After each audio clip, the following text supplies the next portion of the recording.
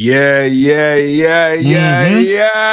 Y'all know the vibes. Y'all know the vibes. Y'all know the energy. Y'all know what it is.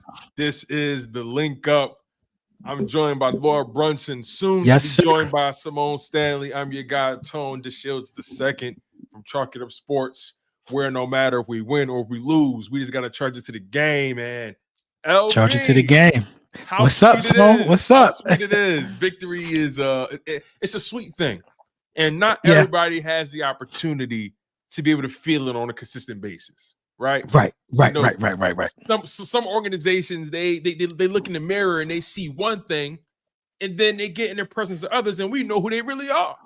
Right. You feel what I'm saying? Right. I'm listening. You talking right now. I'm listening. Everybody can't breathe the same air you breathe. Everybody's not capable of overcoming a setback. This is real life we're talking about. Setbacks happen. But what's important is, how do you recover? How do you put the pieces back together? You know, let me cook, LB. Let me say this real quick. Listen. I'm in the back I'm the sous chef right now. I'm getting the vegetables ready. I'm in the back. I saw this post today by La Russell. If you listen to music, if you know hip hop, La Russell's that dude. He said something today. He said a lot of us get life misconstrued, and we miss out on a lot of opportunity because of this. We look at situations, and when things are happening around us, we think things are falling apart. But little do we realize, things are actually falling in place. Right. So stop trying to control everything. Stop trying to catch everything. Let it fall in place. You got to practice discernment. You got to be able to know the difference. You got to know the real from the fake. And this game we saw on Sunday, Eagles Saints, the Superdome. Man, we flocked to the games. The vibes was immaculate, LB. Tough game. Tough environment. I think it's a game that saved the coach's job.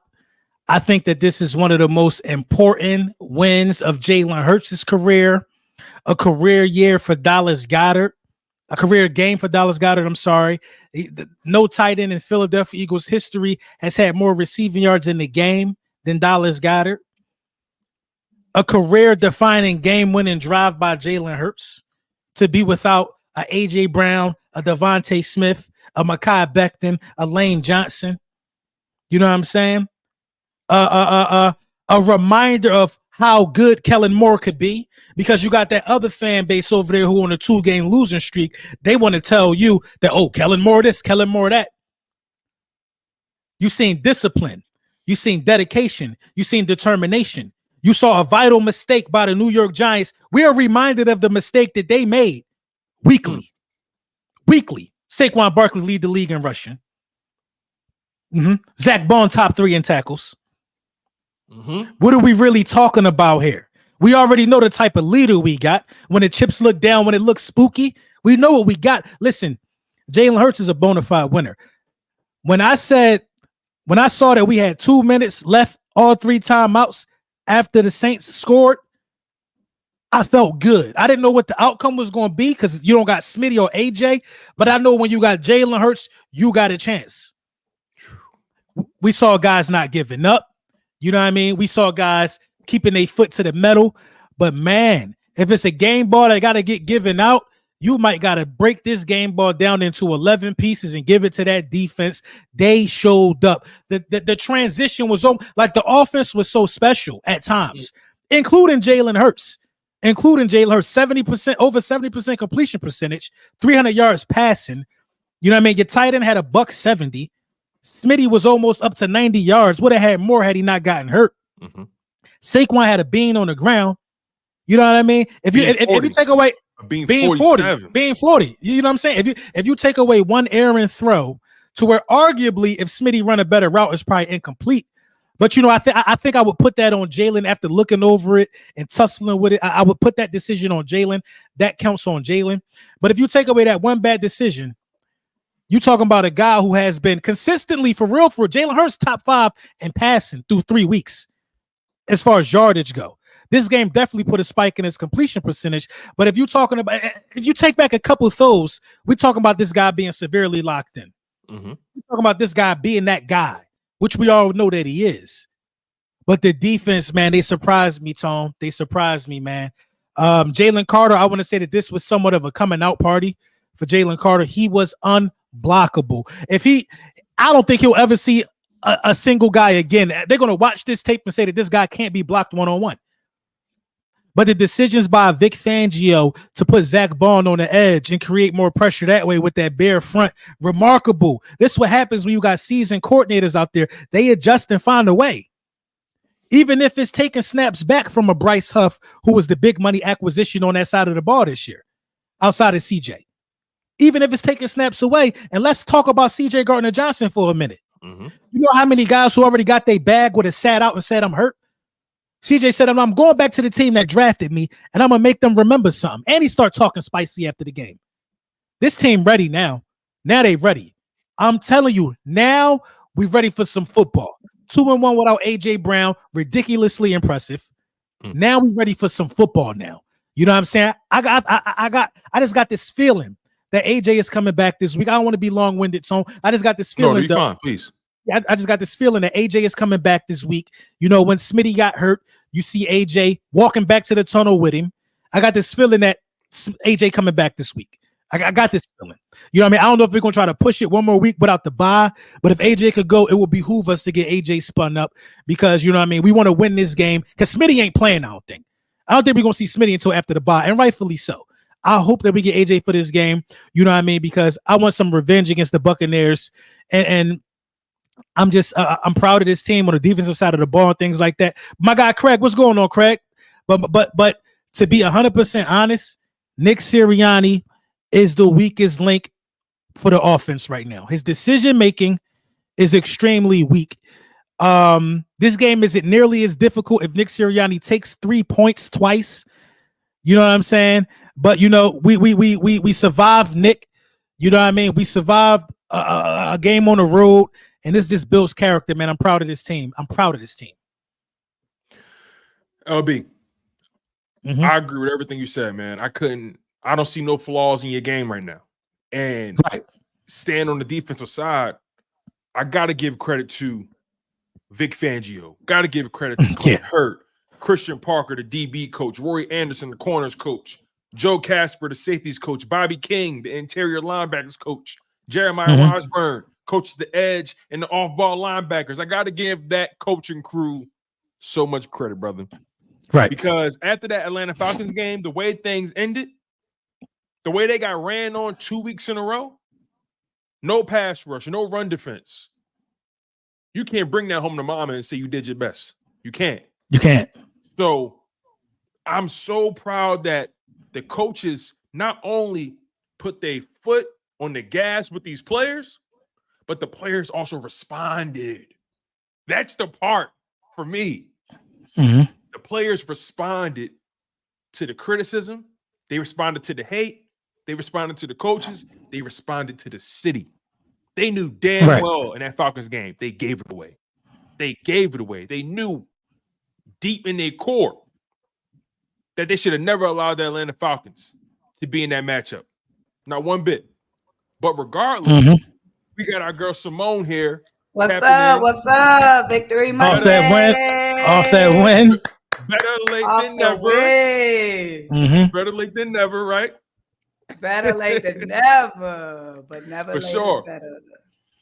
Exactly. But I was saying, Simone, as you was coming in, I gotta give credit to these coaches on defense. You know, the players responded to the coaches put their foot on the gas. They rose to the occasion in a way that I didn't anticipate, if I'm being completely honest. I knew this defense would probably come in better, but to shut the hottest offense, again, only 2 weeks, but the hottest offense through the first 2 weeks of the season, to shut them down, to not only a mediocre game, we forced them to play their worst game, their absolute worst game. Quarterback, non-factor. Running back, non-factor. Receivers, non-factor. Neutralize their most explosive players. Rashid Shaheed, Alvin Kamara. Simone, I got to get your take, got to get your perspective on this game. Tell me what you saw. Tell me what you felt. Give me all the vibes. I know you were scared at first. I know it. First of all, did she tell you about the Atlanta flight? First of all, hold on real quick. Did you tell me about the ATL flight or the Philly flight to Atlanta? The Atlanta flight. I can't even revisit that right now. All right, let's do it later. And speaking of Atlanta, let me just say this real quick. We was really their Super Bowl. I was at my job yesterday. I had left the Eagles bar, went to my job. Mind you, I work. It's like a tournaments. So it'll be like 100 people in the gym. We got 12 basketball courts. So like it packed in the gym. I ain't never seen nobody in that gym in the last 3 years with a Falcons jersey on. I don't see no Falcons ever. I've never seen a Falcon jersey at Target, when I'm at Walmart, when I'm at the grocery store. It don't be no Falcons fans roaming this city. All of a sudden, I got my jersey on because I left the game. This dude who's supposed to be coaching, mind you, he's supposed to be coaching, is going to turn around mid-play. You know, players is playing. Oh, you got the wrong bird on. You got the wrong bird on. I said, excuse me, what are you talking about? So I was, I went back and forth with him a little bit. We the big birds, yada, yada. He going on. I said, why y'all acting like our game was y'all Super Bowl? Y'all got a game in 2 hours. Mind you, it was 6 p.m. I was like, don't y'all got a game tonight? Why are you worried about a win from last week? Do you see us going on and on about beating the Packers? Do you see us going on and on about anybody else we beat in the past? That was really their Super Bowl. It was. Because people got to put respect on our name, man. We a big matchup. We're a big matchup. You want to take us down? Everybody been hyping the roster and stuff, but seeing them play last night, Simone, I ain't gonna lie, I was mad. I said we should never let them bums escape the city with a dub, but I'm gonna let it go because we evened it up when we took care of the Saints, who the Cowboys lost to. Because I think the Falcons ain't done with beating other people in this division. Yeah, no. See, the Falcons, they was promised. The Chiefs is going Chief. And come on now. Right. That was a bad call. There was no way they was beating. Just look. They could have easily started 0-3. The Falcons I'm not mad at the Falcons loss. I'm mad at how we lost. But the Falcons were a tough, real opponent. That defense is serious. Yeah. So just looking at the schedule, the Falcons isn't a bad loss. It's just the fact that we were in the position to win in the way that we lost. But this game against we almost lost. We almost lost this game the same way. I don't want to cut you. We're gonna talk about it. Same way. Obviously, I went through a wave of emotions. Obviously, when we were getting the defense play drive one, I felt the defense. I was feeling the defense. So I was just praying like, man, I hope this isn't just 2 or 3 drives that the defense is playing like this. Hopefully the defense can play all game. Once Jalen threw that interception, pissed, but I was still in it. I'm like, at this point, we know Jalen go have an interception. So check, that's done. He gonna have one. Fumble, pissed. But at the same time, I'm like, we know Jalen gonna fumble. Check. he got to tighten up, man, because I don't want this to be the new norm for my guy. Fumble and we know Jalen got a fumble and a pick in him. So I was upset, but I wasn't pissed because I was like, dang, offense is moving and grooving. I'm like, AJ Brown out and we still moving down the field and defense getting stops. I was like, Jalen got his pick out the way. He got his fumble out the way. We gonna be good. I exploded when we left those points on the board. The first time we left the points on the board, I exploded. I said, there's no way the defense is keeping us in this game. There's no way the offense is still moving down this field with all the injuries, Lane getting hurt, Mekhi getting hurt, AJ Brown being out. No way the offense is still moving. No way Will Shipley is stepping up like this. I mean, not Will Shipley. No way Britton Covey is stepping up like this. No way who got that first? Was it Johnny? Johnny Wilson. Johnny Wilson had a good one. Yeah. No way these boys is stepping up, and Nick Sirianni is going to not take them points. I exploded. Head popped off my neck. I'm not even playing. Second time Nick did that, boogie. Ooh. But that's the problem. Second time Nick did that, I'm telling y'all, I was furious. I can't even explain to y'all how furious I was. I'm at the Eagles bar having a full meltdown. I'm saying sunk down in my chair, yelling, fussing, cussing, just a full meltdown in public, okay? Dylan talking about something. Should I record this? I said, get the camera out of my face. This ain't for the I was ready to come through that screen. Then I changed up because I was like, no, they changed up. No. Even because there was like, hold on now. The defense, this is before the touchdowns. I was like, okay, all we got to do is get rid of Nick. All we got to do is this. If the defense keeps this up, if we fire Nick and get AJ Brown back, we a problem. So even before the touchdowns, I started calming myself back down. Like, you know what? We know who the problem is. We just got to fire Nick, get AJ back, and the defense got to keep this up. So then I was positive. Obviously, we got them touchdowns, y'all, with the with Saquon. That was a gut. He did that. I want to say he did that. Right. I want to say he did that for Smitty. It was like my body floated. I was in another. I don't even know how to explain it. Absolutely no drugs. Don't be coming here and say I was off that Zod because there's somebody in the chat. There was no drugs, no liquor, nothing involved. But I had a euphoric experience with Saquon. It was like I was floating. It was crazy. You're not the only one, though. You're not the only one. I'm home on the couch and like, because again, like you, I went through all the emotions. I'm like, what's going on? The turnovers. Come on, Nick. Then I got to this real flat state where I was just like, you know what? Just win the game. I don't care what happens. Just win it. I don't care how you do it. Just win the game. Then all of a sudden, Saquon then Smitty gets hurt. And I'm like, all right, I guess this is not the one. Then I saw him block the punt too. Remember that? Oh, the block. My God, I forgot about that. I'm like, you know what? No, but did they score on that drive? I feel like the defense, we got a fourth down stop on that drive. Yes, we got the fourth down stop on that drive. 4th and 2, Zach Bond, and Zach Bond on that play, he blew up the block by Fryer by tight end. Yeah, Foster Moreau. Yeah, it was Monroe. Yeah, Moreau tried to block him. He blew that up and still managed to tackle Alvin Kamara. Bro, his head wasn't even up. It's like he knew where he was at. After he blew up the block, his head was still down. He just bear hugged. It's instinct. Yeah, just. But again, like I went through all the. He might be the best linebacker in the division right now. Playing the best for sure. Yeah. And then I got to this flat state. I'm like, oh, you know what? Maybe we're not meant to win this game or whatever. The next thing you know, Saquon just popped. After Smitty got hurt, the way he popped, I'm like, oh, we winning this shit. But then they scored. When Chris Olave scored, I was like, okay. So was it 10-7 at that? No, what was it? It was 10-7 at that point then. It was 12-7. Because we took we took the lead 7-6, remember? Oh, okay. And then they scored a touchdown, tried to go for 2. They failed. They missed it. Right. Defense came up big right there. So at that point now it's 7-12. Right.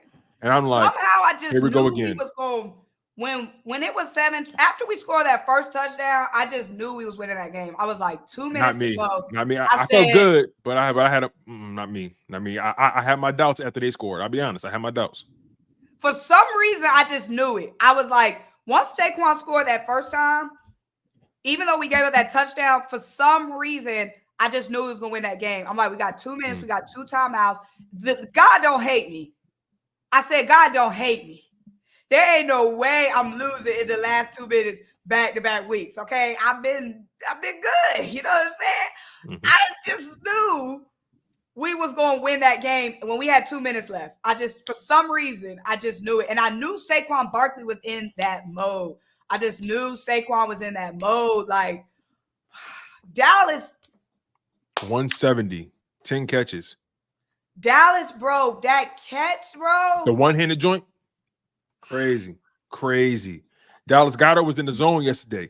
And I tried telling people that I personally believe Dallas Goedert is an X-factor player on this offense because when he's on, the Philadelphia Eagles are literally damn near impossible to defend on defense. I mean, Dallas Goedert creates the most mismatches for you probably on the offense outside of Saquon Barkley and AJ Brown. Dallas Goedert is too fast for linebackers. He's too big for safeties and slot corners. I look at this guy and I say to myself, why can't he have games, maybe not 170 games, but why can't he have games where he averages a minimum of 80 yards a game? right? On like 6-7 catches, depending on however the game goes, right? Why isn't he a perennial guy for having 6 to 9 touchdowns a season? His physical profile, the athletic gifts he has, you have to put a guy like that, maybe not at the forefront, but he has to be at the front of your mind on offense. So we finally saw what Dallas Goedert has been capable of. 10 catches, 170 yards, averaging 17 yards a catch, blew the game wide open with the 60-yard reception. I mean, that man is a problem. Now, do we get AJ back after this game, right? Will AJ come back in time for the Bucs game? We still don't know that yet, right? The hamstring could be a little tricky. I don't put it past this organization to say, you know what? The way we saw Dallas Goedert look, and we know we got Saquon back there, but this offensive line, if we game plan this right, we could probably make it through the Buccaneers without Smitty and AJ. That's probably again and again with your defense playing more confident. I don't put it past this team to hold both of those players out this week and get them an extra week of rest, with the bye coming up. What do y'all think about that? Getting who extra week rest, Smitty or AJ? Well, AJ, because he's the one that's been injured. Smitty just got hurt, so I guess what I was bringing up. If AJ could play, he got to play. Okay, because Smitty ain't playing. You know what I mean? Like I don't want to go through a whole game without AJ or Smitty. Even though we've seen that Jalen Hurts can definitely put the team on his back. You know what I mean? And that last game winning drive, I think it's whatever's great, whatever's good, gotta happen. If he's not ready to go, but if he's ready to go, I would prefer that. I'll say that. We just don't know. At this point. By the way, agree. If he's ready to go, I want him out there. But if they deem that one more week and you good, then they probably the bye week is right there. But you want to go into this bye week 3-1. You want to go in 3-1, not 2-2. Right. That's what it boiled down to. But they might be looking around the rest of the NFL. You know what I mean? They might be looking around the rest of the division. You know what I mean? And then they try to make a decision based off of that, because if by some way the Cowboys lose Thursday, you know what I mean? That give us some time to think about that. Some way. The little boys, they really not. But I don't got. It's the Giants. You know what I mean? But boys. It's the little boys too. But I think we got to do what's best for us. Now, this is what I think should happen, though. I think you got to I think you got to activate Devin White. Because I think we found something with the way our defense was playing. We found that bringing some of these off the ball linebackers off the edge might be our way to having a pass rush. And Devin White is a blitzing linebacker. On some of those packages, and Devin White going against Baker and them, you gotta activate Devin White this week. You got to. His hair gonna be on fire to try to get at that team. What you're saying is so key, because what I noticed is first half entirely, damn near the whole game, you saw this Eagles team. You said at the Bear front, that 5-man front, right? But this is when they really got freaky with it. They would start the formation in nickel, 4 down linemen. Right. They had Zach Bond and N'Kobe on the field. And then right before the ball is snapped, you'll see Zach Bond creep on the edge next to BG. Right. And then that's when they were able to sort of simulate that 5-man front when you initially came out in a nickel formation. You get what I'm saying? So now you have guys that can stop the run still, and you still have speed, and you're not really as compromised in pass defense. So yeah, I'm thinking of the word for it. It's called something pressure. I don't know if it's like the delayed pressure or irrigated pressure. It's something pressure. You know what I mean? Where you start off with 4 and then you bring that other guy closer to the line of scrimmage. So that's what Vic Fangio been doing for a very long time. And they defended the run very well in those situations too. I mean, again, right. I can't get over the fact, Simone, hold the Ava Kamara to 3 yards of carry. I didn't see that coming. I'm being honest. Mm-hmm. Another thing about Devin White, bro. Did y'all see Devin on the sidelines hype? Yeah. Not losing composure, not being salty. You gotta play him this week. You gotta play him against the Bucs. You cannot play him. Like the fact that he was so hyped up for the team. I think it was like when Zach Bond came off and like he ran up to Zach Bond, was hyping him up. Mm-hmm. Like, or it might have been Jalen Carter. I don't know, but it was a specific play when defense came off and Devin White was like the first one over there, like hyping him up. Like it was the 4th down stop. It was the 4th down stop. 4th down stop. Zach Bond, like legitimately hyped up. Like the fact that he still bought into this team and still so invested, even after being a healthy scratch for 3 years in a row. Like, get that man on the field. He deserves to be on the field. There you go. Simulated pressure. My guy Craig got me a simulated pressure. Yeah, don't be surprised. I'm so glad you brought that up. It'll be playing Devin White in that game, and it actually goes right in line with what we're talking about, right? Because we noticed that they had no problem cutting Bryce Huff snaps down, and they were using BG a lot on that side, and they were using Zach Bond in various situations on that side. Don't be surprised if they say, you know what, in those situations, why not just have Bond already there, and then we put Devin White in Bond's spot? You get what I'm saying? So, but go ahead. Well, you have Devin White Devin White already on the edge, or Bond already on the edge? Bond already on the edge. Bryce Huff is off the field. So now your down linemen are, let's just say, hypothetically speaking, your down linemen are Josh Sweat, Jalen Carter, BG, Jake, Jordan Davis. What's that? 4 guys right there. And then Zach Bond on the other side. Because they use BG. They use BG in that interior a lot. Right. So again, that's a hypothetical situation. And then you got N'Kobe and Devin White playing next to each other.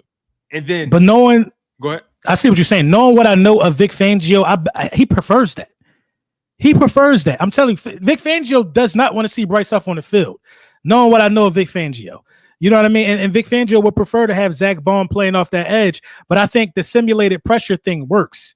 Howie is not going to go for any scenario where you benching a guy he just played all that money to. You know what I'm saying? Howie going to throw him out there. So I think Howie is overruling Fangio on that one for sure. But from what I know of Vic Fangio so far, that the best player going to be on the field. Fangio so even if he gonna play the game, right? He gonna play the game with Howie. Right. See Bryce Huff with his measly 18, 20 snaps.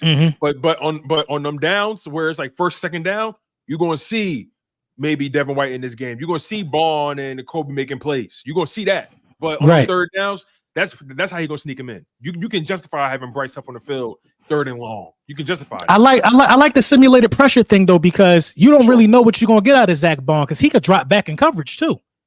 You know what I mean? You really don't know what you're gonna get out of Zach Bond. Yeah, Bryce Huff really not a threat to drop back in coverage, even though he can. So maybe swap those guys then. Swap Devin White and Zach Bond, and keep Zach Bond floating next to N'Kobe, and put Devin White closer to the line.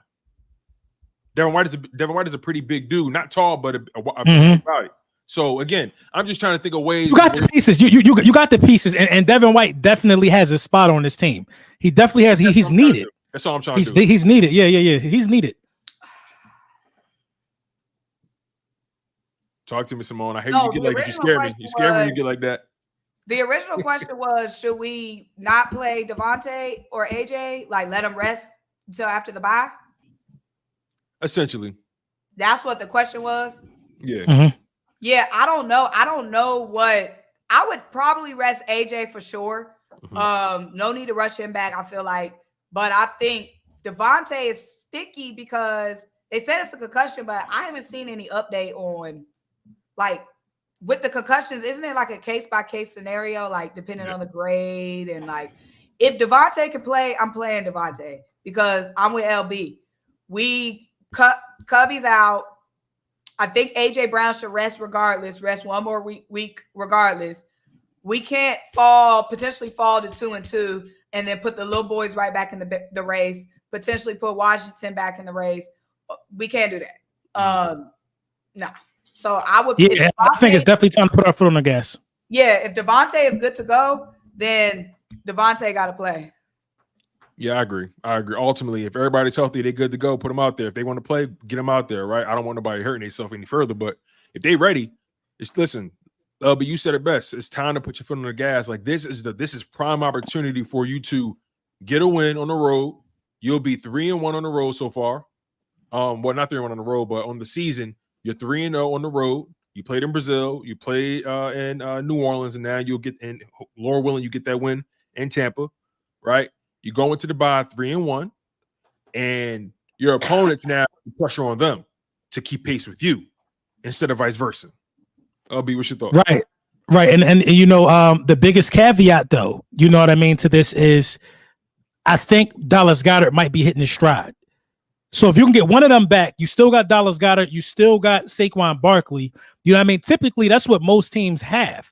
One number one wide receiver, a good running back, and a serviceable tight end. Yeah. The Philadelphia Eagles have top 10 guys at all of the levels. So we're not, you know, in a perfect world, we want AJ and Smithy on the field at the same time.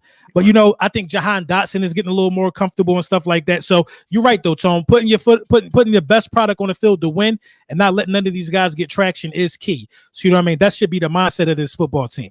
You know what I mean? But, you know, I don't know if Slay got banged up or not. I was hearing something about that. Did you guys hear anything about Slay getting banged up? Oh, I mean, after I didn't get an update. I didn't get an update, but after that moment, he was out for the game. He did tweet it, I'm good, but he tweeted, I'm good. Right. Okay. That's a breath of fresh air because, you know what I mean? I ain't going to hold you, man. I don't want to see no other combination out there right now. I think Slay and Quinyon Mitchell are playing really, really good. They're playing really, really good. Let me ask you a question real quick because I brought this up in my live stream earlier, and a lot of people wasn't feeling it. And again, like this just popped in my head today. It was very random. When it comes to the Slay and Quinyon combination, right? We see how good they playing. We see how sturdy Slay has been, and by having Quinyon out there, it's really giving quarterbacks a tough decision to make, right? Do y'all see any scenario where Quinyon Mitchell extends Slay's career in Philadelphia because of how good the combination is playing? Again, we're very early in the season, and we know there's a chance Slay may not be here after this year. And we know they still owe money regardless. We don't know what they're going to do financially, but we know he's owed money. Do you see a scenario by having Quinyon out there with him and how good they play? Maybe they just roll the dice with Slay another year? Yeah. He would have to take a pay cut. Slay would have to take a pay cut. You know what I mean? It would have to be a very, very team-friendly scenario. It would have to be some restructuring. But they definitely playing at an elite level. This is an elite duo right now. Let's be for real. I think if he restructures, obviously, but yeah, if they keep playing like this the rest of the season, I don't see a scenario where we don't. We still got Ringo. Ringo would be still under his rookie, right? Correct. Yeah, so it's not like we got to worry about paying Ringo. It's not like we have to worry about playing Quinyon. But yeah, I would want Slay to take a pay cut. But I mean, Slay's been balling, bro. That duo, that chemistry, they've been balling. I mean, I know there was that touchdown versus the Falcons, but I mean, it's always gonna be one burnt play. But I'm loving what I'm seeing from them, bro. Like, yeah, I'm loving what I'm seeing from them. Lord, that pass breakup in the end zone, Slay had. That was good, very good. And then the one, right, it was on the same guy, Shaheed. So they tried the double move on both sides. They tried Quinyon first, then they tried Slay second. Yeah, but Quinyon's was impressive because he was beat. He almost got beat. He was beat. He was beat, man. But the recovery, man. Listen, he gonna get a pick six. I think Baker gonna give it to him. I think Baker gonna give Quinyon that pick six, man, because he got elite breaking on the ball ability. And I said this after Brazil. I said you could kiss Isaiah Rodgers goodbye. I seen it after Brazil. I said they not putting that dude on the field over no Quinyon Mitchell. Quinyon Mitchell is not going back to nobody's slot. He's elite on the outside, and that's much more valuable than having a slot guy. So, I mean, I don't know what's going to come of Isaiah Rodgers, but he looking like some good trade bait. Him and Kenny Pickett. Yeah, but here's the thing, man. With Slay going down, and again, we don't know what his future may hold with whatever he's dealing with. He says he's good. You know, we'll see at the end of the day. But didn't you find it interesting that when he went down, they went with Ringo instead of Isaiah Rodgers? I was about to say that, bro. That was interesting, and I have my own reason as to why, but I'm curious to know why do y'all think that was, and if it stood out to you. I mean, we talked about this on. Go ahead, LB. I think it's because Isaiah Rodgers ain't handling the situation like Devin White is. Wait. You know what I mean? I think Isaiah Rodgers might feel some type of way in terms of not playing at all. When you know he was some sort of a media darling in training camp. You know what I mean? When I look at Isaiah Rodgers' IG, he posting him on the sideline. Only can control what I can control. Like, bro, nobody ain't asking you for that. Nobody done asked you for that. You know what I mean? Only can control that, bro. We don't want to hear that right now, bro. I want to see you in the frame being happy for your teammates. You know what I'm saying? The Philadelphia Eagles also only could control what they control. You know what I mean? They had the option to leave you where you was at after you got in trouble. You know what I mean? So you got to show some grace. You know what I'm saying? I think I think Keely Ringo just got a better attitude. Way better. You can just see it. You can see that. Yeah, I think Keely Ringo just got a better attitude. And Keely Ringo, you know, he's used to the role already. Hold on, time's out. I saw somebody post something and it just stuck out to me. Philly 416. I'd roll with Rodgers over Slay. Okay, I don't mean no. Quick ISO, real quick ISO. I'm tired of people talking about Darius Slay like he just anybody in this league. Let's keep it all the way real. It's teams that will give a king's ransom for Darius Slay today at 33. At 33, he is still playing at a top. I probably wouldn't say he's top 5, top 8. I'll probably say Darius Slay right now, top 12 in the league, top 13. And I think that's a beautiful spot for somebody 33 years old. Still playing at the top of their craft, still in the top half of the league at their position. Why do we keep talking like this about Darius Slay? I understand that y'all don't like the podcast. I understand he's not as well spoken as y'all want him to be. I totally understand he played too damn much. I get it. And sometimes he can have moments of, what was me? He a corner. But by proxy, by definition, corners and wide receivers, they're divas. It's in the DNA. It come with the territory. Why do we keep doing this? Darius Slay. If we lose Darius Slay right now, this defense is not the same. Stop acting crazy. When we used to come from a situation of having a guy named Byron Maxwell, when we had Ronald Darby, he gave us that 1 year in the Super Bowl. After that, he was finito, basura. I mean, I'm trying to understand what we're talking about. Sidney Jones, what did he give us? Russell Douglas, I know he's having a good career now, but when we had him, he was nothing. I don't mean no harm. Pump y'all brakes and be humble. Stop it. Stop. Go ahead, y'all. My bad. That's the Twitter thing, though, man. That's the synopsis on Twitter, though. You know, Twitter is a different place. The synopsis on Twitter is that, you know, that Slay is cooked or whatever. But listen, man, you got to take it for what's going on right now. You know what I mean? You got to take it for what's going on right now, man. Last year, Shaheed might have beat Slay. I think Slay is fit for this scheme, and Slay is playing lockdown, bro. Pass defenses, all type of stuff, man. And it's easier when you got somebody that know what they're doing next to you. It's a little easier when you got a safety that know what they're doing, and you got another corner that can demand respect too. It's a little bit easier at age 33. He's not 27. He's not going to be locked down no more. That's not who he is. Through 3 weeks is definitely a top 5 combo. Definitely a top 5 duo through 3 weeks. Definitely. You muted, Simone. Who's complaining about Slay? I was in the chat, and sometimes I read the chat. And listen, when I'm live and Slay, every time Slay name come up, Simone, I lie to you not. It's like, and it never happens without somebody saying, "Oh, Slay, get him out of here." I'd rather put Rodgers or put Ringo in over Slay. Like Rodgers ain't even had a season like Slay. Stop doing that. Just stop doing it. This ain't Madden. Like this shit is real life. But this the thing. This the thing, though. I think. Go ahead, Simone. My bad, man. I feel like I do not disagree. I do not disagree with your take, Lord Brunson. I don't. Which one? The take with the Ringo Rodgers scenario. I don't disagree with that. I do think what I think it probably is when we watch training camp. Well, we only get a few glimpses of training camp from what some reporters post on Twitter. And everything else is just what we read on the blogs, since we not live at camp. But what we do get to see is preseason games. And I think this whole panel agreed at the preseason games that Ringo should have been next man up on the outside. Good point. And then once, you know, some reports were coming out that Rodgers might have been ahead of Ringo. And we were like, well, what we saw in the games, I mean, that first game, he was locked down. Regardless, I feel like it was always the pecking order that Ringo was ahead of Rodgers on the pecking order. I don't think that anything happened or anything changed. I feel like Ringo was the next man up. They said he wasn't. Some reporters say he wasn't. But from everything we saw, Ringo was the next man up behind Slay. He got thrown into the game. He got picked on. It's one game. He got through. I'm not raising any alarms because he got picked on. When he got thrown in. But I do think that Ringo was just always next man up. I don't think it was necessarily because Rodgers was having a bad attitude or yada, yada, yada. I think it was Ringo's spot. But something did happen, though, because Rodgers, when he got hurt in week 1, remember, he was supposed to be the the starting corner when they was in nickel. Remember, Quinyon was going to start in base formation on the outside with Slay, and then whenever they went in nickel, Quinyon would shift to the nickel, and then Rodgers would come in. But then Rodgers gets hurt. Okay, Quinyon's playing outside now. Avonte Maddox is back in the slot.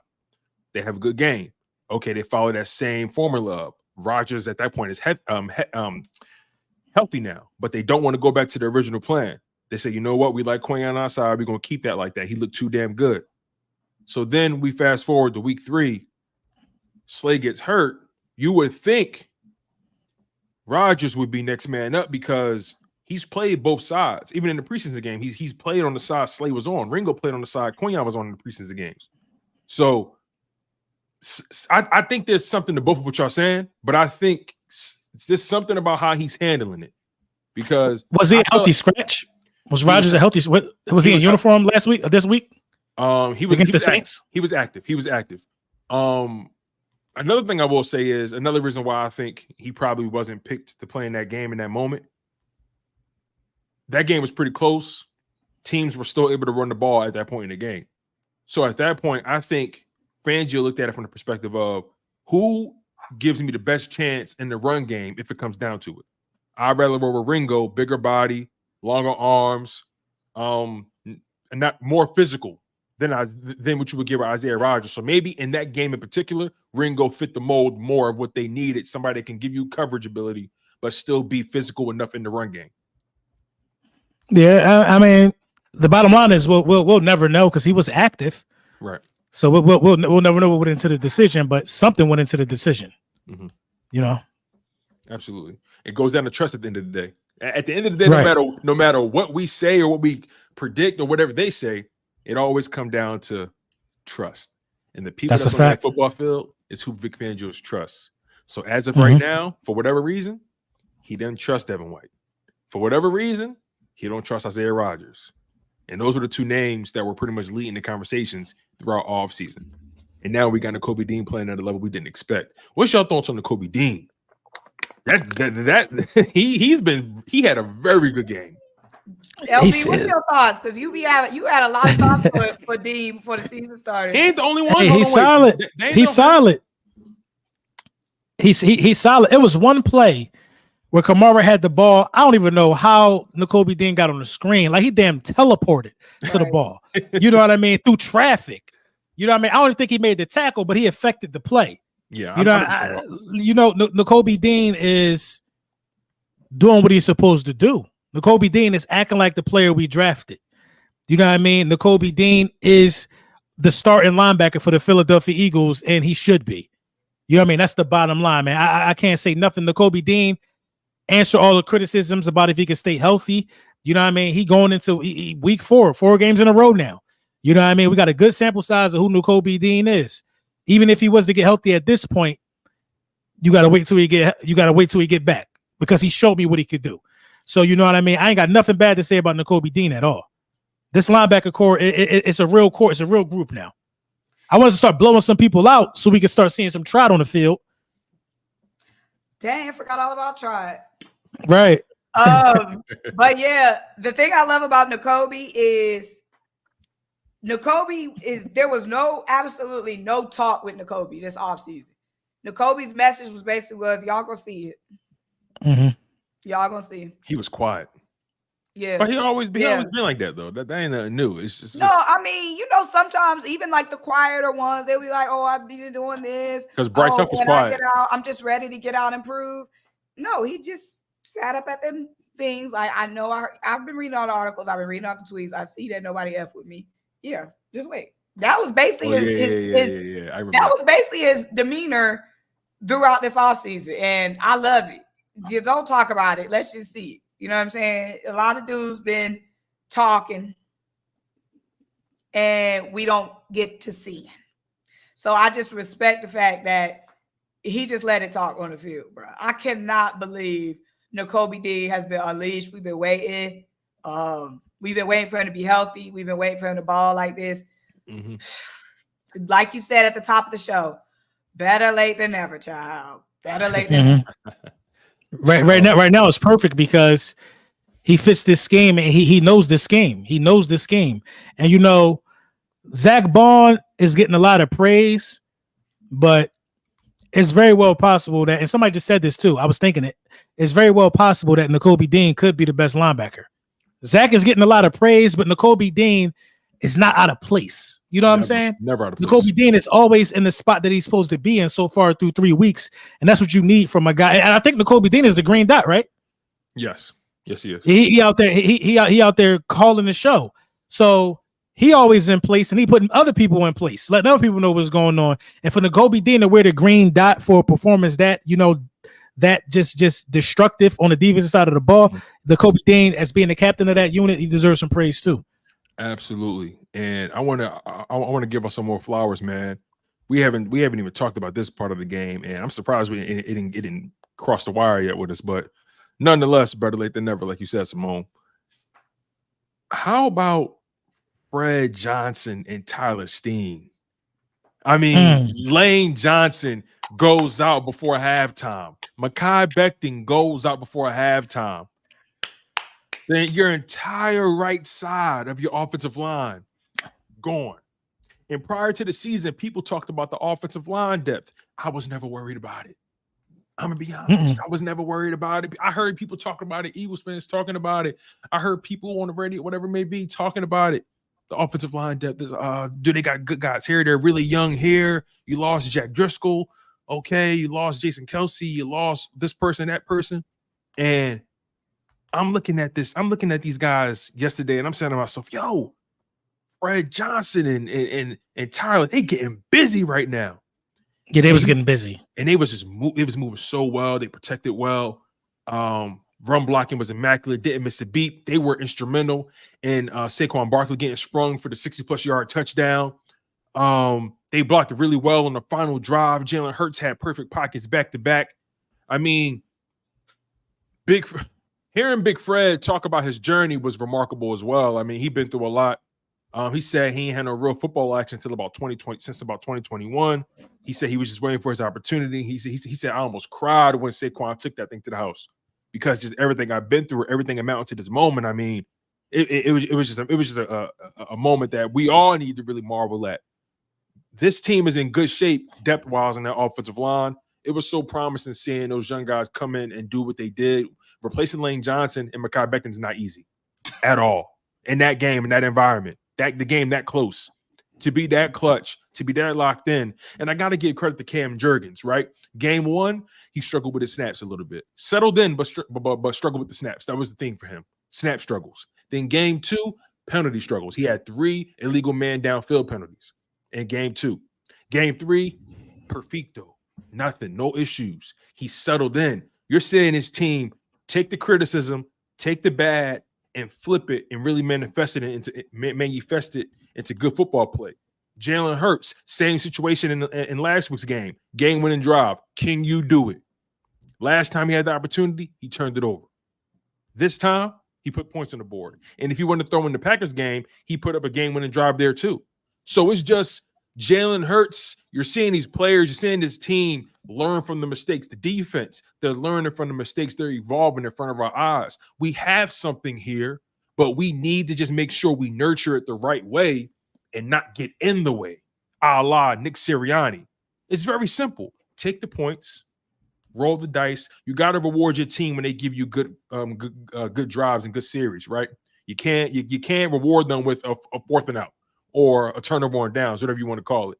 You got to put these guys in positions to win. You can't be the reason they lose. I agree. I agree. You know, no. He was talking. I didn't want him to stop. He was spitting.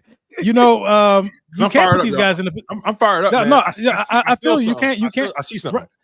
I see something too. And you know, like I said, I think our biggest issue is Nick Sirianni. You know what I mean? And I think he does put us in some compromising positions.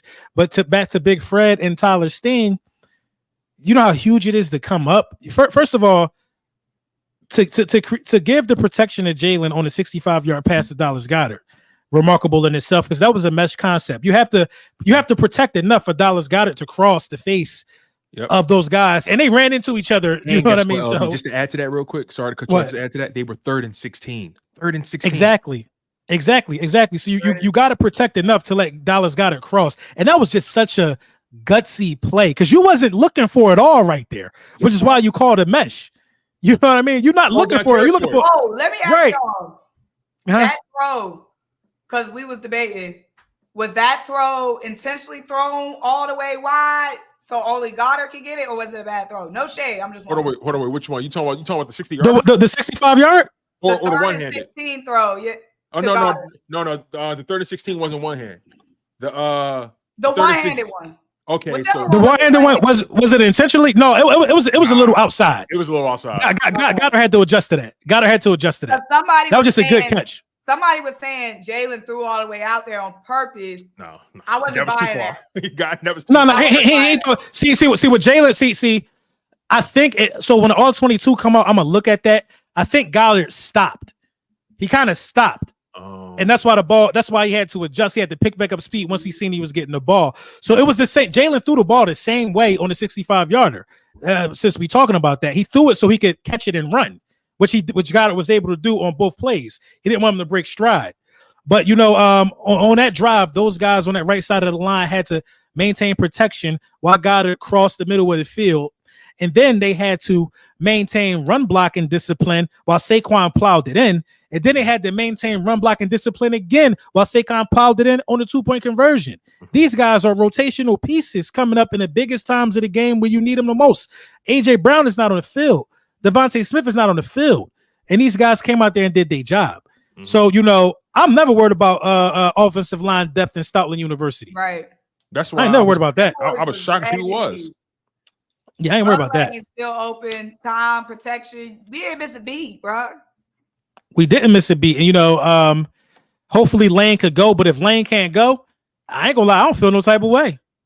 And then especially since the Browns done gave us a blueprint on the Bucks. I didn't get to watch the Bucks game. Did the Browns give us a blueprint on the Bucks? Who the Bucks lose to? The Browns. No, not the Browns. Who they lose to? The Bucks lost to the Bucks lost to somebody they shouldn't have lost to. They lost. Was it the Raiders or something? The Raiders. No, they lost to the Broncos.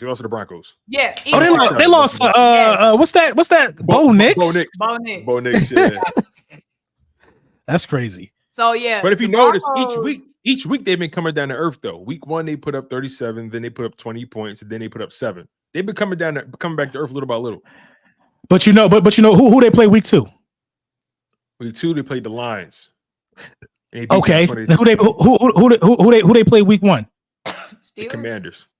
Oh. Right. So week 1 they play somebody with no cornerbacks. Week 2 now you got some cornerbacks. Week 3 you got Patrick Surtain. You know what I mean? You got some cornerbacks over there as well. Now week 4 you're gonna run into some more corners. Actually, believe it or not, the Lions have I know they drafted Terrion Arnold and all that, but he's still coming along. They've actually struggled with their DB play. Even with what's the kid that they got playing nickel? I know they got Brian Branch over there. They had Branch. Yeah, he is safety. Brian Branch is safety. They don't bring him in. They don't bring him in a nickel. I thought they used to play him in a nickel too, because he could play slot too. I don't know. I mean, I know they've used him a lot all over the field. To your point, though, but so the point is defenses have gotten better. I think the Broncos had a fairly good defense. Yeah. Overall, I want to say their defense is solid. Yeah. I feel like we're gonna be solid against. I mean, obviously, if we, because.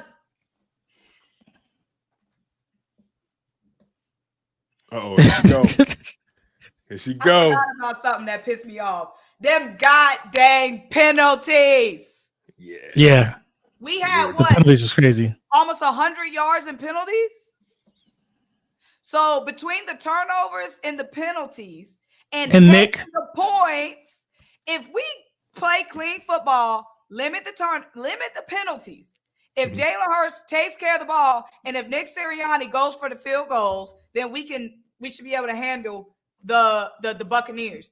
I feel like unless we lose the game ourselves, meaning stupid ass penalties, meaning leaving points on the board if you're Nick Sirianni and having multiple turnovers a game, then yeah, the Bucs gonna have a chance.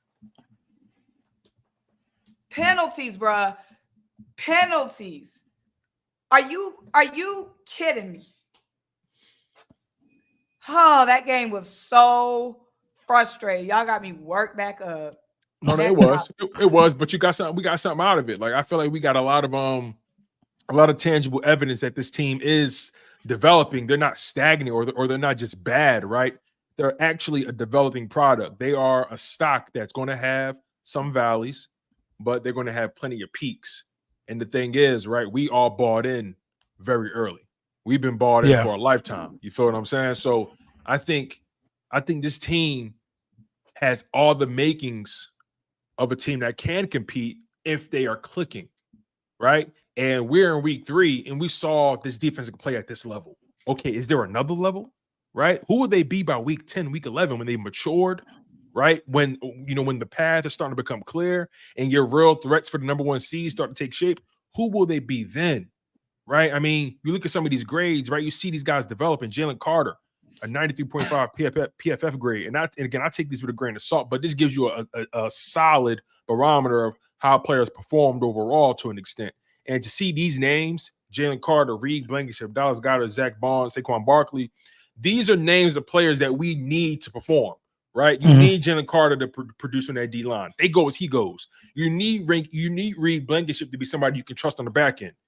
Dallas Goedert, he has to be that alternative option if AJ Brown or Devontae Smith are either doubled, hemmed up, or maybe they can't go. Right, Zach Bond, we got to be able to trust you at linebacker. We've had bad linebacker play or inconsistent linebacker play for several years. Can you stabilize the position?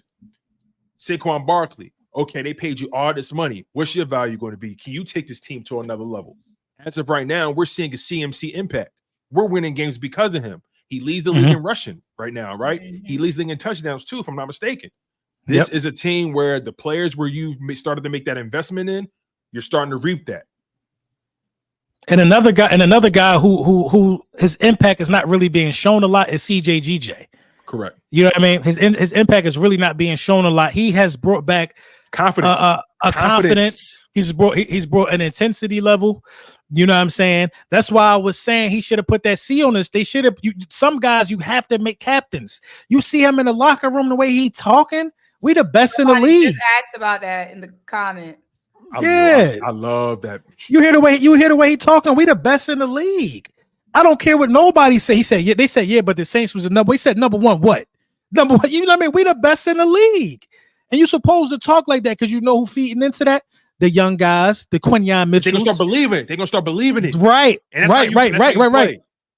Right. And that's why I was saying, man, some guys lead differently, and that's a form of leadership right there by instilling confidence.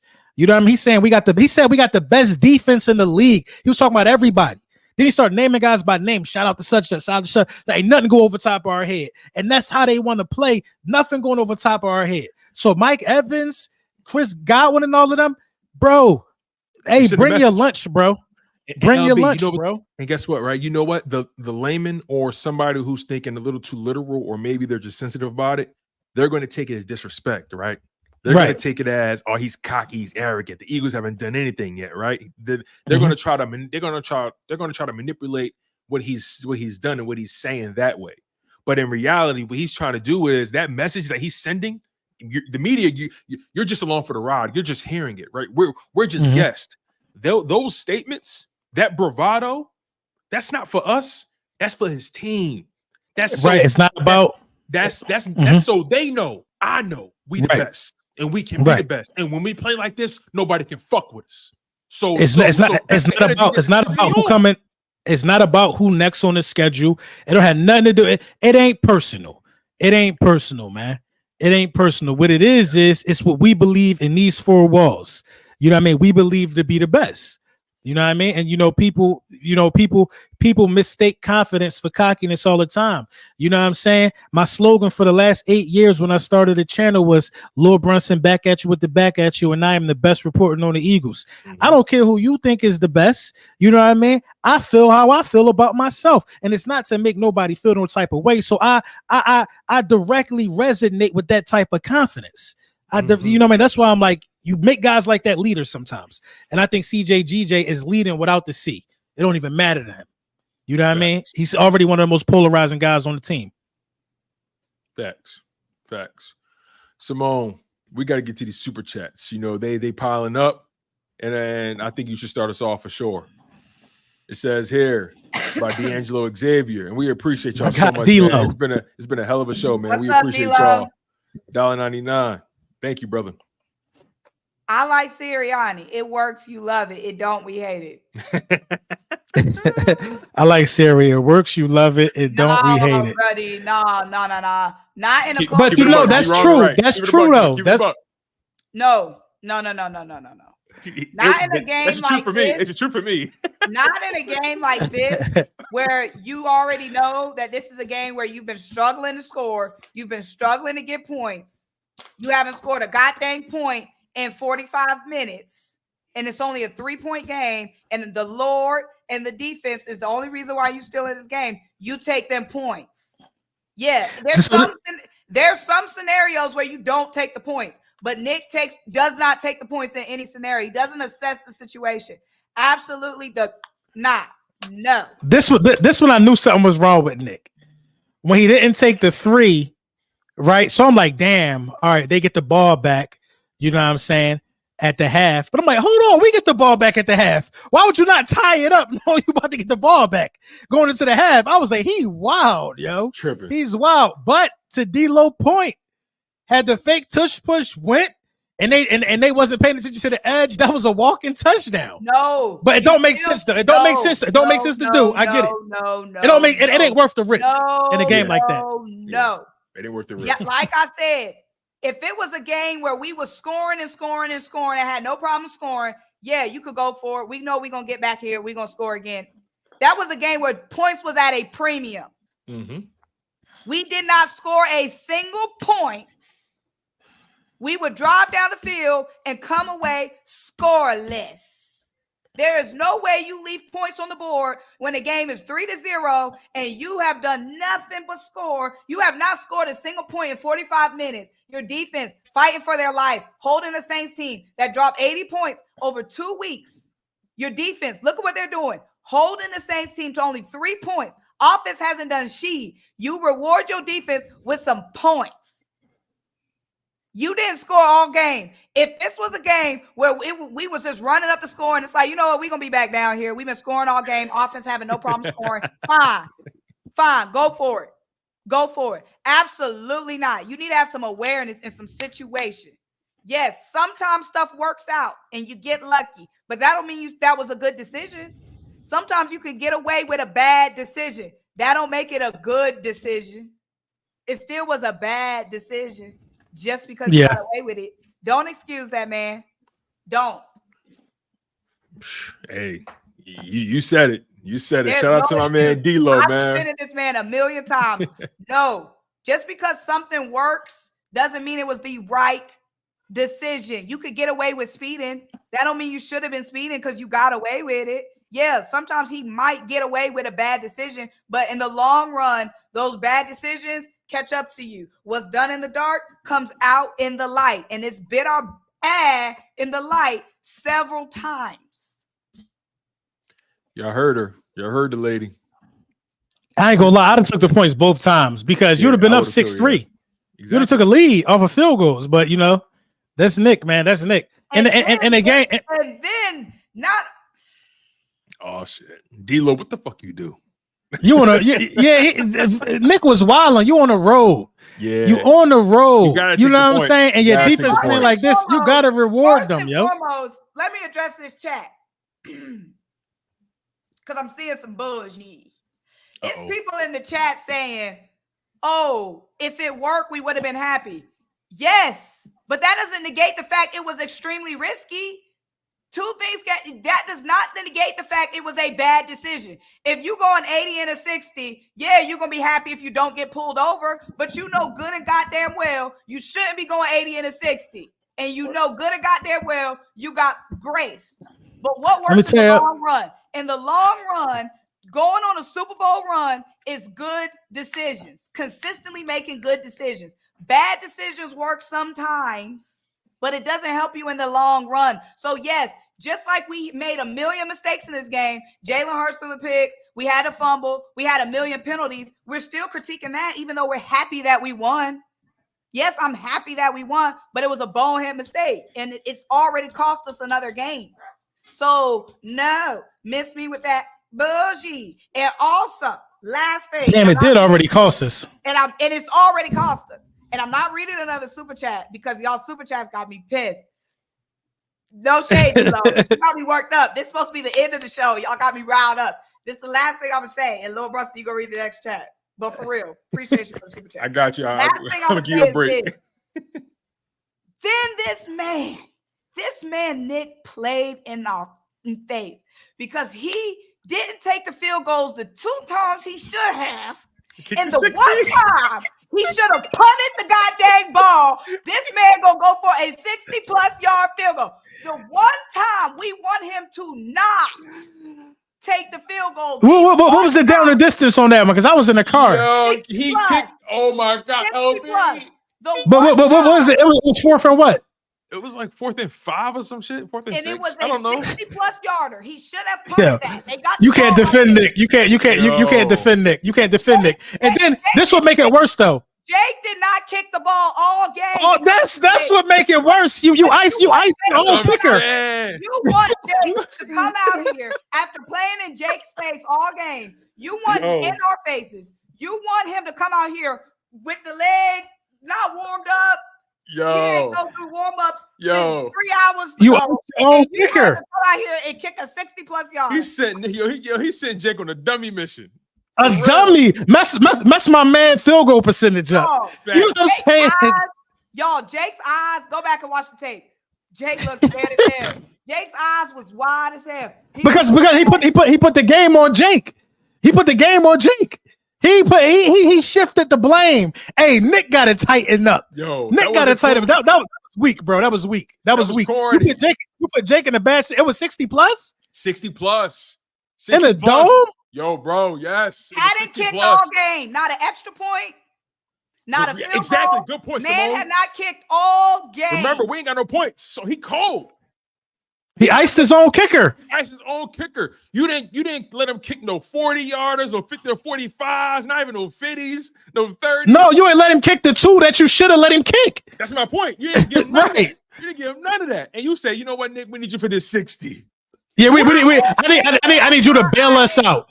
What was the score at that point? 0-3. 0-3. 0-3. 0-3. You kick it, you tie it up. And it was 0-3 2 other times where you could have kicked it, but you kicked that one. Exactly. The one. No, Nick trash. Nick trash for that. I'm not. I was saying fire Nick last year. A lot of people ain't like it. Oh, he went to the Super Bowl, bro. Nick, wow, bro. Nick, wow, man. Appreciate the super chat, D-Lo. You know I'm just messing with you. For sure, D-Lo. Let's get to the next one, y'all. Derek Moore, thank you for the super chat. He said, "Is dude still blocking Slay? Who? You remember the ball Penny? He blocked Slay into the bench in the game. You don't remember that? I don't know if I recall. Yes. It's how Slay got hurt. That's how Slay got hurt. Yeah, because it was a running play, right? And the ball Penning, the offensive lineman, the play like. He blocked Slay, right? He way bigger than Slay. So you see Slay just going backwards. It was like the blind side. You seen the blind side, right? It was like that. He blocked Slay out of bounds, right? And this sort of the whistle blown. He kept blocking them and blocked them into the bench, bro. Slay was done for the game. Mm-hmm. D-Lo just texted me. He talking about something, man. Tell her fight me then.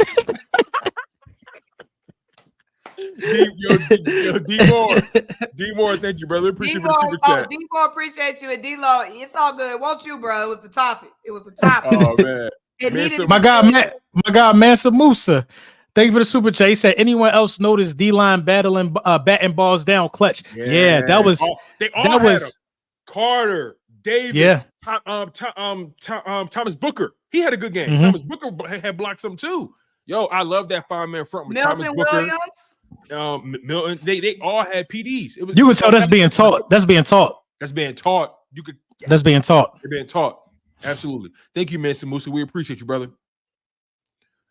Donnell Shipley with a $10 super chat. He says, I don't know if y'all watched film yet, but Zach Baum put a tight end on his ass. Then made the tackle to give us the ball back on 4th and 1. Mm-hmm. We talked about that. Yep, you can hear the hit on TV. Please tell me when y'all saw that. Yo, yeah, He was physical out there, man. Yeah, exactly. We talked about that was Foster Moreau. Yep. Yep. That was that Kamara. That's when we did something and gave him the ball back, and they blocked the punt. They blocked that punt. Yeah, they blocked that punt. Yeah. Thank you, Donnell. Shout out to Kevin Jefferson with the $2 super chat. No words, just love. We appreciate you, brother. It means a lot. We appreciate you. You go Donnell again. Also, did y'all see that hook and lateral the Lions ran? We need to put something like that in our playbook. That was crazy. I ain't see it. I ain't see that one. That joke was crazy. Basically, Amon-Ra St. Brown ran a quick slant. He ran it. He caught the ball. As soon as he caught it, gave it to Gibbs. He tossed it to Gibbs. So as Amon-Ra is cutting inside, Gibbs is floating to the flat outside.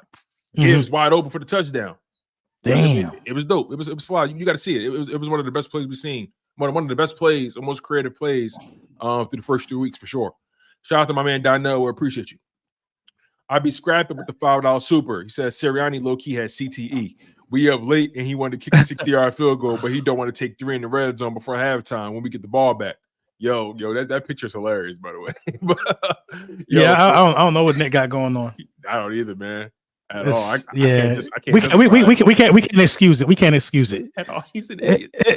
Is it excusable? Goofy. Shout out Kevin Jefferson. Thank you for the $5 super chat. He said tight ends and running backs are crucial in the passing game. More screenplays are needed. I agree. I haven't really seen no screens to Saquon yet. Yeah, they tried it with the tight end, but they didn't really work out. But they got to get Saquon going in that screen game. I wouldn't be surprised if that's something they bring in after the bye. Yeah, you got to. I think like for an aggressive team, probably like when we play the Ravens, I want to see something like that locked in. Or even Dallas. No, but you just got to run that thumb. Yeah, you got to run that thumb. Thank you, Kevin. We appreciate you. I'd be scrapping with another one. He said the Black Johnson filled in very well on short notice yesterday. Kudos to Fred. Yeah, Big Black Fred. Johnson. That's funny. Big Fred did his job, man. That was cool. He sure did. Not the Black Johnson. I'm screaming. That's hilarious. Simone, you ready to read this one? You back? You good? You was looking on the phone. I thought you got some injury news. I started looking at mine. I was no. I saw Eagles Jalen Mills. But they were just saying Eagles, Jalen Mills signed with the Jets. I thought it was like, I just saw Eagles and Jalen Mills. I'm about to say, appreciate you. I'll be scrapping. Shout out to Vic for holding himself accountable. I was not expecting a defensive masterclass yesterday. Facts. Yeah. Facts. Vic held himself accountable, and the presser was saying that was on me. We got to do better. I got to do better. The Falcons game? You talking about the Falcons game? After the Falcons game, yeah. He should have called timeout. Masterclass. And settle him down, yeah. A masterclass. Yesterday was a masterclass. I'm saying I was impressed. Highly impressed. I was highly impressed. I didn't see Eagles defense like that in 2 years. The whole game. A year and a half. The Super Bowl season, I don't think our defense was even that dominant in the Super Bowl season like that. Hell no, we wasn't. No, we didn't deliver not a single game like that. Even during the Super Bowl year, that was the most cleanest our defense, the most dominant our defense has looked, right? And what stood out to me the most about it was the fact that you saw, or you had a DC who saw 2 weeks worth of film and say, you know what, this isn't working. We got to make an adjustment now. He made an adjustment before a problem snowballed, or he made an adjustment before an issue became a problem. You get what I'm saying? They had issues defending the run. They had issues rushing the quarterback. He gave them a game with the Saints and prevented it from becoming a problem. I respect a coach that doesn't wait until week 8 to make an adjustment, right? Don't think your players are just going to play better. You feel what I'm saying? Make an adjustment. Mix and match. You know what I'm saying? Do something different so you can say, so you can land on something positive, and then maybe you can stick with it and find out, okay, was it the scheme? Or maybe was it the assignments I was giving out? Or was it the players not playing hard? What we saw in week 2 was a combination of the players not giving their best, and maybe some schematic snafus, but Vic Fangio made the necessary adjustments. And I got to give credit where credit is due, man. All those coaches deserve credit. They showed up, except for Nick Sirianni. Yeah, I agree. Agreed. All right, thank you, IB Scrapping. We appreciate you, brother. Purple Drip TV with the $4.99. He says Sydney comes back. You can place him anywhere. OMG, this defense is gonna be crazy. and White. What? What?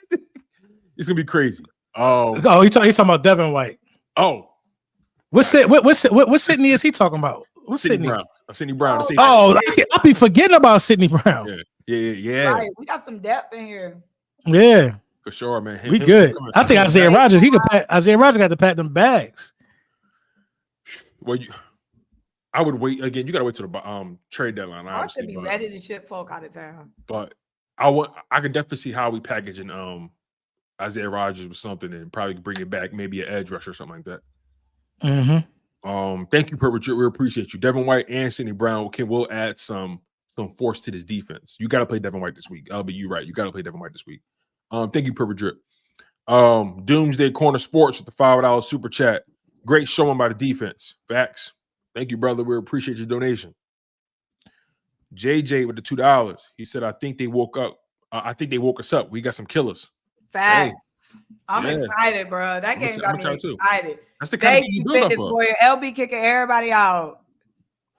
That's the game you build on. LD said LB saw you at the game, bro. Try to get your attention. Who said that? Out that tequila. Where? Who? You ain't LB saw you at the game, Falcons game, bro. Try to get your attention. Let it pie. I appreciate you. Should have ran. You should have ran. No, don't run up. But you should have just. You should have seen me. Should have walked them down. It's like no. Right. Damn, I ain't see you, bro. My bad. Man, where we at? LD, man. We appreciate you for showing love. Next time LB got you, right? For sure. Oh, and wait till that video drop. Where's the video? Oh yeah, I heard I got a vlog coming. Video because we lost. Nobody want to see no vlog content. Oh yeah, but we won. We need it now, though. We need it now. No, we won. We back. I gotta tell y'all. So y'all, if you were here last stream, we were talking about what we was gonna do. So me and LB, we played a little game, a challenge, A to Z, naming something Eagles related, A to Z, going back and forth. If you messed up, you had to drink. Who y'all think did better? Hold on. Let me keep it a bean. The video is hilarious, bro. No, I gotta keep it a bean because soon as I get there, right? Like 4 people gave me some drinks. Right. So then I see Simone, right? And she like, go get you a drink. We ready to play this game. You know how Simone is. Go get where you drink it. I got my water. I got water in my hand. I'm trying to balance myself out, right? Yo. She like, nah, go get you a drink. Put that down. I'm like, huh? Then they had no ice. You ain't had no drink. Straight tequila. You're lying to the people. You ain't had no drink. I had a drink. When I saw you, there was no drink in hand. That's why I already got there. Listen, I had to walk. I walked through like 2 tailgates before I got to you. Now that's how I knew people was looking for you. Before I saw you, but when I saw you, there was not a drink in hand. That's why I said, go get a drink. We about to play this game. Y'all, I'm pretty sure I won though. I'm pretty sure I won. I gotta ask y'all though, right? I know y'all be walking through the tailgates and all that. Listen, y'all celebrities, so I gotta ask y'all this. Do y'all be feeling like the man when y'all walk through? Nah, I be chilling, man. I be chilling.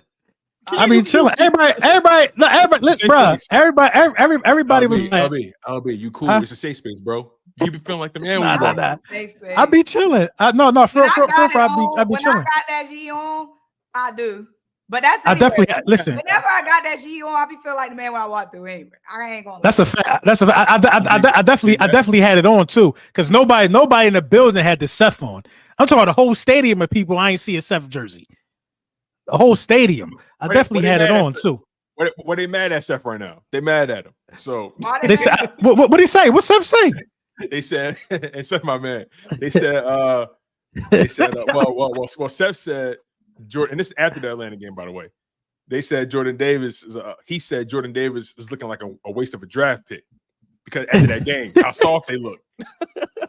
They've been snapping at Seth since then, bro. Yo, who, the fans or the players?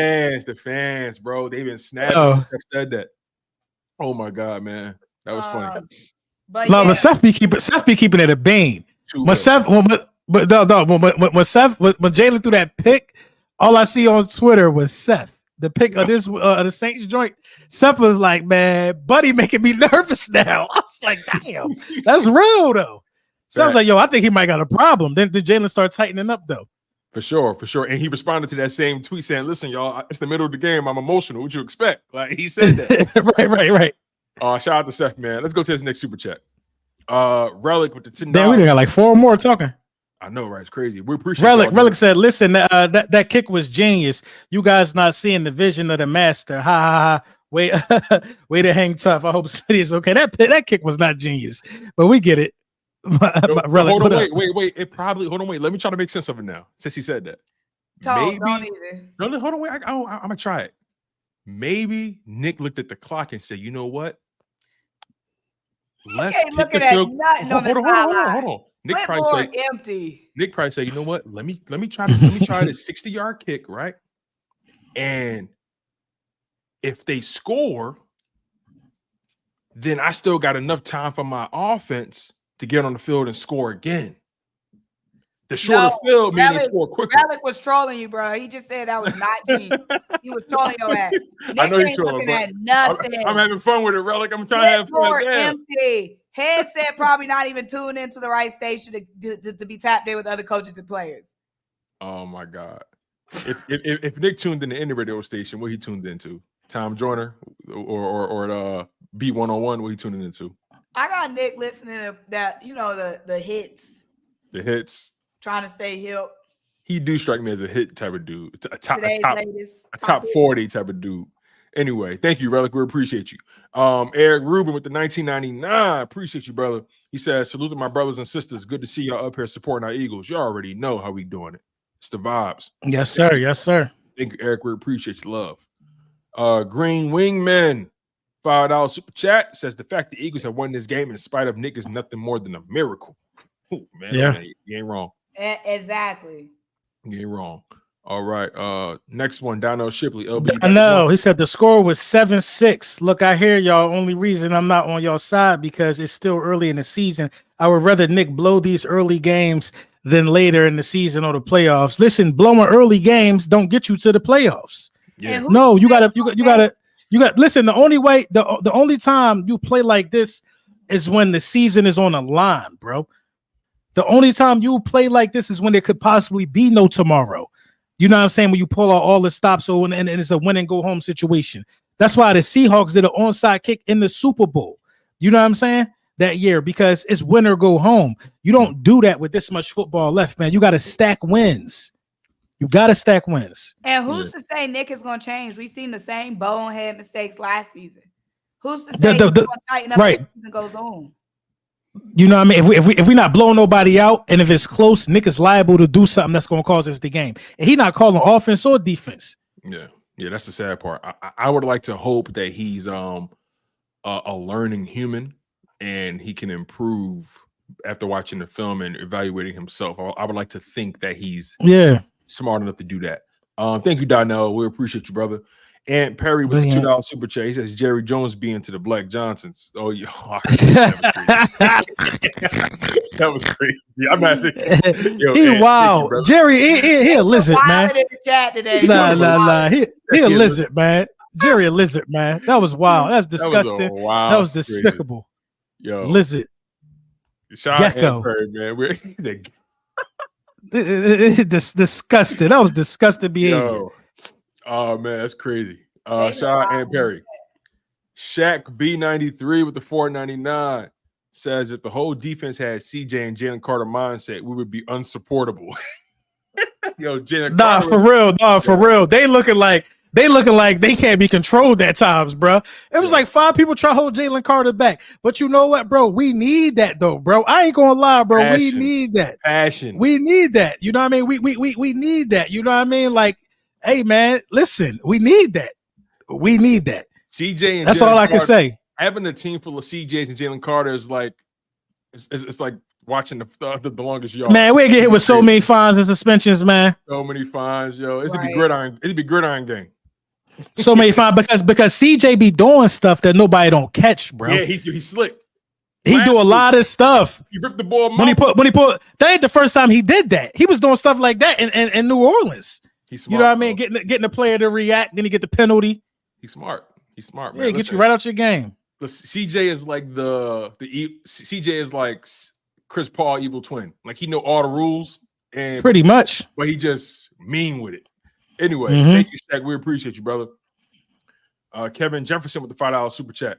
He says, "Let's see if Dotson can be more of a contributor to the offense this weekend."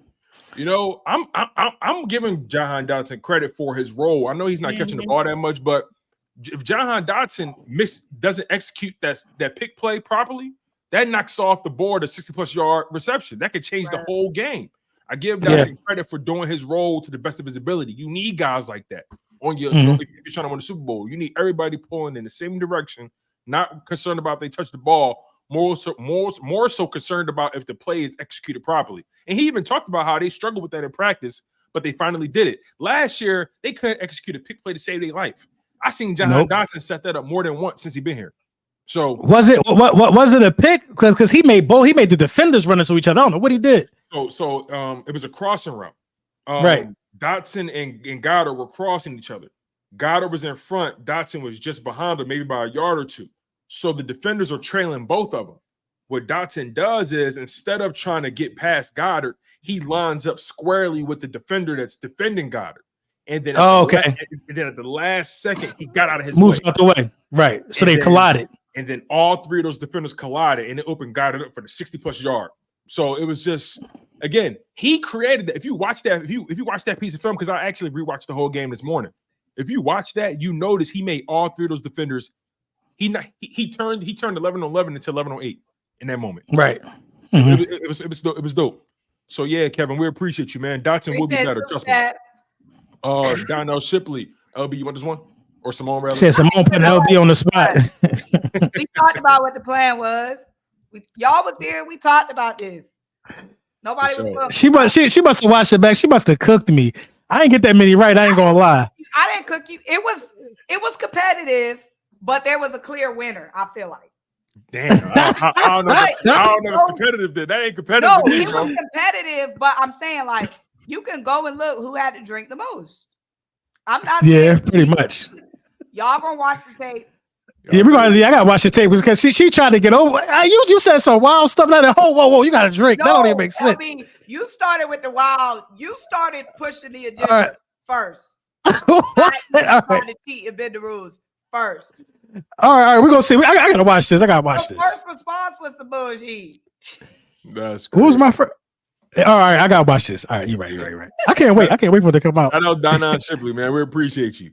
Alex O with the $4.99 super chat. He says Nick came out and said he'll take over play calling every now and then. He's none of her yet. He said shake my head. No. We don't need that. We don't need that at all. Don't need that at all. Nah, we don't need that. Thank you, Alex. We appreciate you, brother. Aunt Perry came back and said CJ and Breadman is a whole problem. Problem. I could tell CJ and Jalen was badass kids when they was younger. You could just tell. I know them. I know that type of feeling. I seen them in the projects. I know them. Shout out Aunt Perry. I be scrapping. $5. Go ahead, LB. He said, "Is Nolan Smith on bus watch?" And also, why? Right. Also, why not do a trade back for Reddick? Him and Huff got the same stats at this point, so we both lost that trade. We lost more than that, don't we? Don't we lose a third round pick because he ain't playing?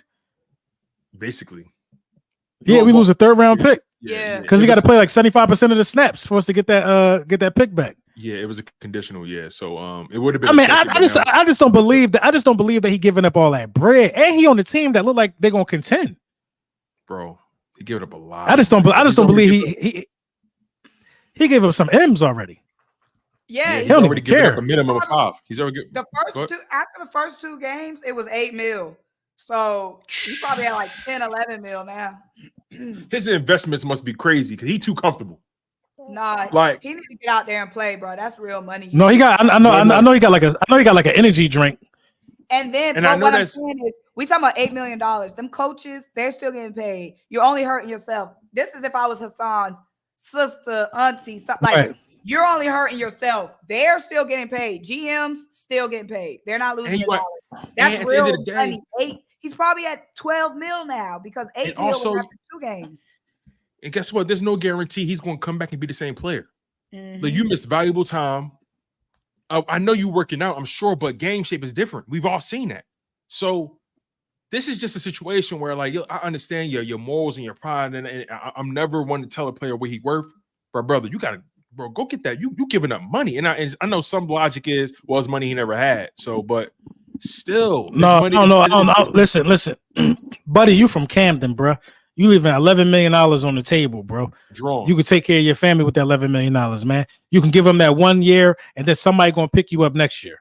You know what I'm saying? Just go get your bag, bro. Go get your money. Play and make them trade you by the deadline. Or, you know what I mean? I don't want to say make them, but like just do something to show value right now. But this is the thing, though. I think that they must have really lied to Buddy, man. They must have really, really lied to him. It got to be extreme bad blood for somebody to miss out on $12 million. They got to be extreme bad blood because he reported the press conference. He was happy to be there. Bro, do you know what happened? What happened was before they traded for him, they made him a deal because that's the only way to deal. That's the only way he would be okay with the deal.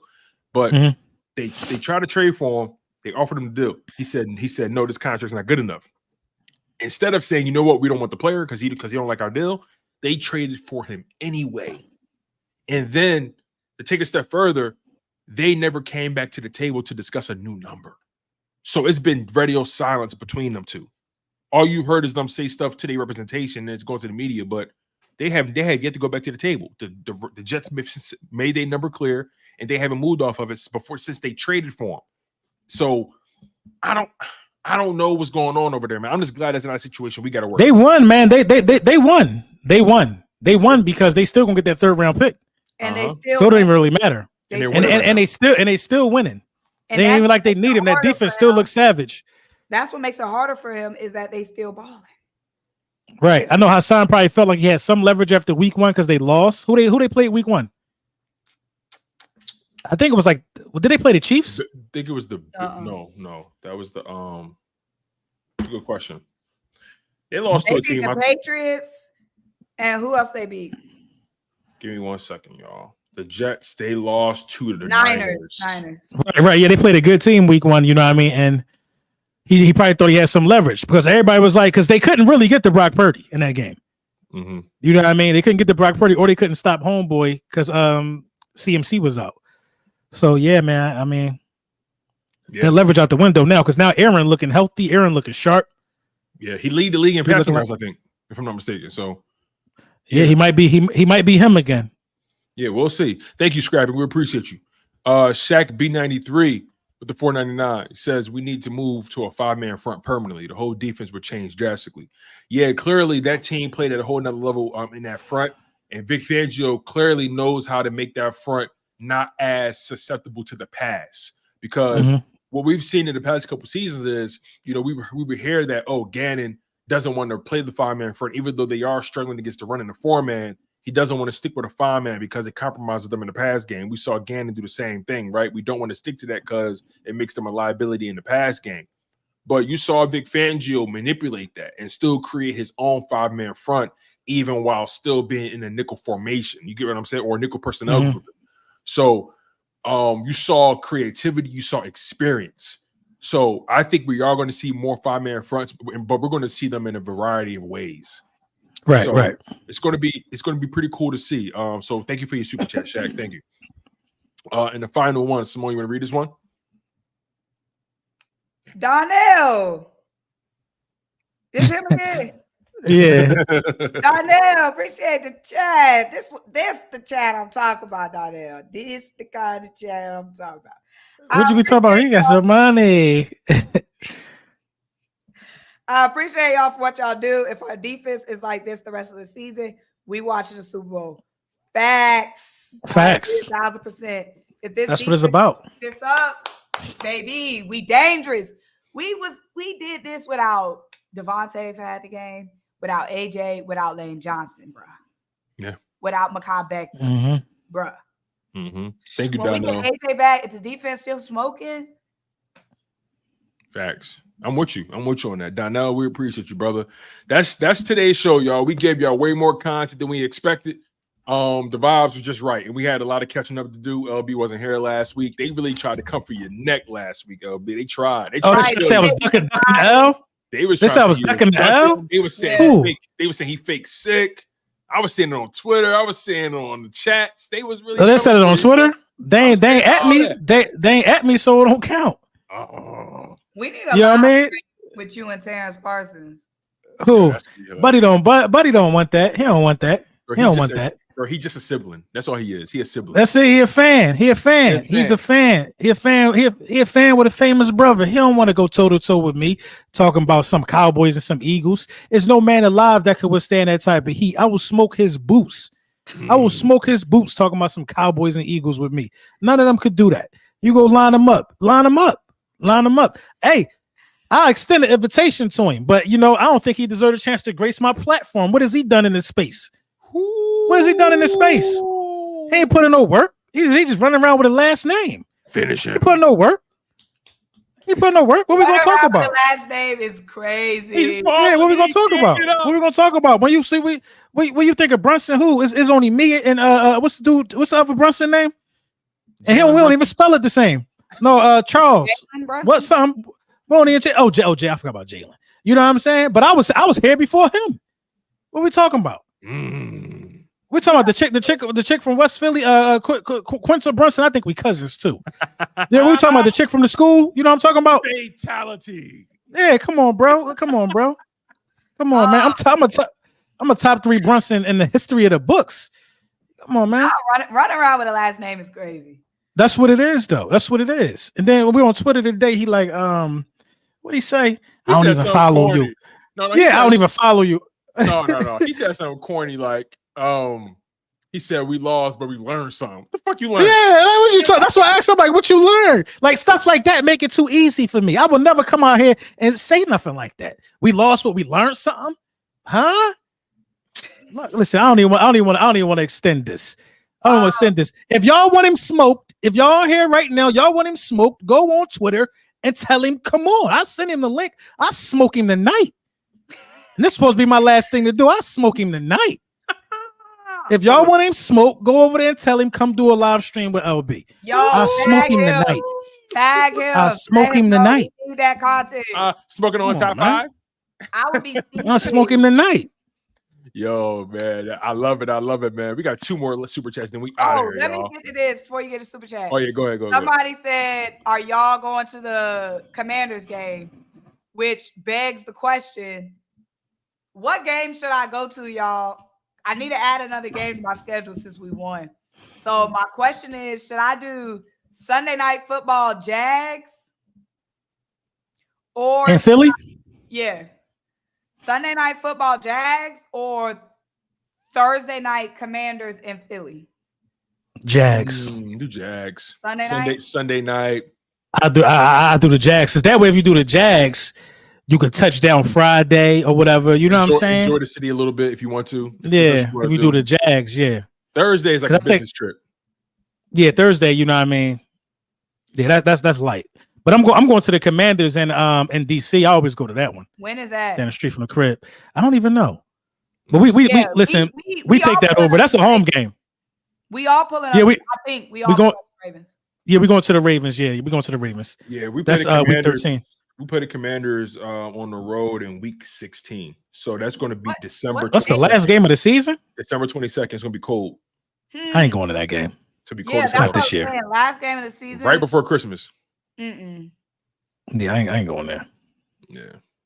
But yeah, we gonna be. Me and LB are already locked in for the Ravens game. Tone, you pull it up. To which one? Ravens in Baltimore. I can't make that one. I can't see. I don't know if I'm gonna be able to make some games this year. I don't know. No, yeah, I get it, man. The traveling be a lot, man. The traveling. I'm going to Ravens. So you gotta think about it. I'm only 2 hours from Philly. I drove down to the Linc for the opener. You know what I mean? That I ain't have to catch no flight or nothing like that. I know you in Florida. Who, me? Yeah. Oh no, I'm in Texas. You in Texas? Yeah, I'm in Texas. So my only chance is really going to a Dallas game. They scheduled. That's gonna be crazy though. That is gonna be crazy. They played where they played them? They played on November. In November, right? Yeah. Sunday, December 29th. That's the December one is a home game for the Eagles. Yeah, I want to go to Eagles Dallas at the end of the season because I haven't been to an Eagles Dallas game. Ooh, that's vicious. The one in Philly. Yeah, I want to go to Ravens in December, Dallas at the end of the season, but I want to add a November game to my schedule. So that's why I was like Jags or Washington. But I'm feeling Jags. That's if, by my assessment, how we looking in the beginning of November. For sure.